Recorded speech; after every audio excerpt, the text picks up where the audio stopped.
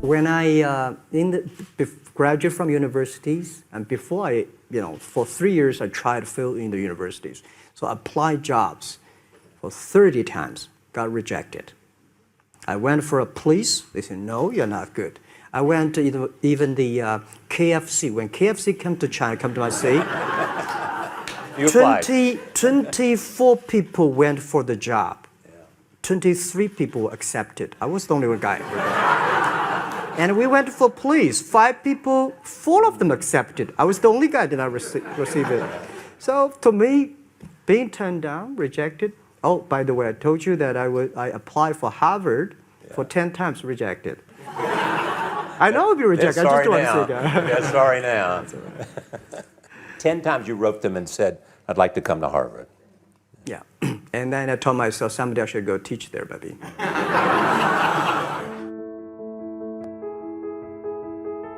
We have a secret code for Alibaba success. Just like Open Sesame is the secret code for Alibaba. The secret code for everybody is keep your dream alive, because it might come true someday. This is what the secret code is. What do you think your core competence is? Our core is culture.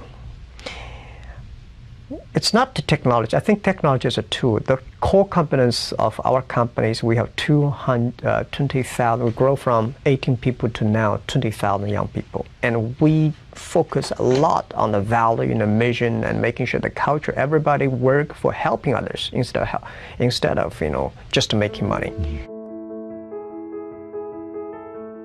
People don't like it. So many people I talked to at that time for Alipay, they say, this is the stupidest idea you have ever got.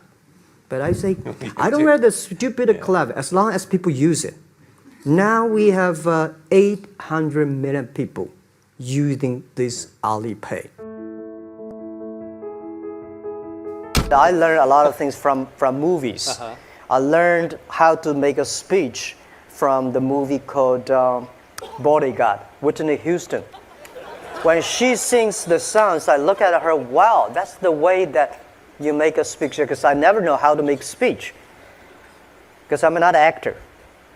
But when I saw the movie, I say, wow, if you sing from your heart, if you sing naturally, if you're yourself. So I realized, and I learned a lot from the movies, even learned from the Godfathers. I learned, my favorite movie is Forrest Gump, These are the things I learned so much. Then we discuss about the muse, the inspirations we got from movies. What kinds of business ideas have you said no to? I'm saying no to a lot of ideas, because as a CEO, I have to say no to opportunities. Because if I say yes, I probably get 5,000 opportunities every day. But whether yes or no, everything based on the mission that we're helping doing business easier. If it's on that, we will consider. If somebody come and say, we will, have this deal, will make a lot of money, I'm not interested.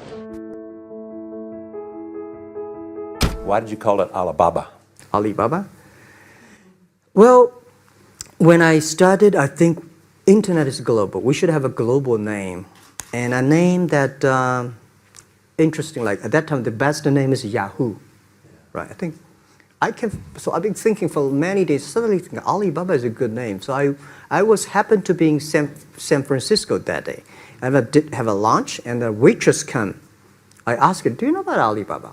She said, yes. I said, what is Alibaba? She said, Open Sesame. Good. So I went on the street, asked about 10, 20 people. They all know about Alibaba, 40 Thieves, and Open Sesame.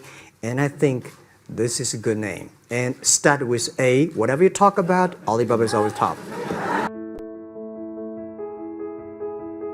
We believe the co-company different from the Wall Street. We believe customer number 1, employee number 2, shareholder number 3. Customer 1, employee 2, shareholder number 3. 3. Yeah, again, this is my religion. It's the customer that pay us the money. It's the employees that drive the innovation.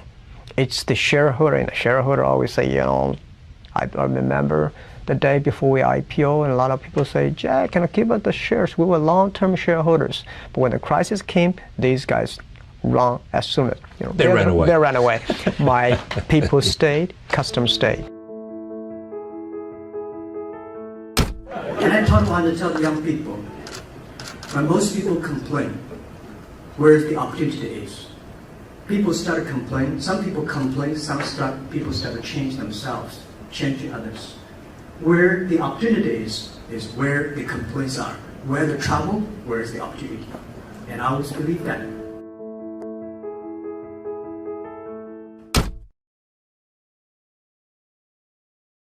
而今天，我想把大家请过来，跟大家共同探讨以后至少5年、10年我们要做的事情。那么阿里巴巴我们将做成怎么样？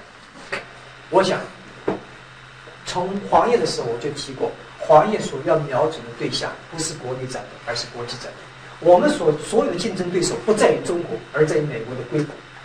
如果说第一，我们把阿里巴巴定位，就把它作为国际战略，我们不要把它定位是国内战略。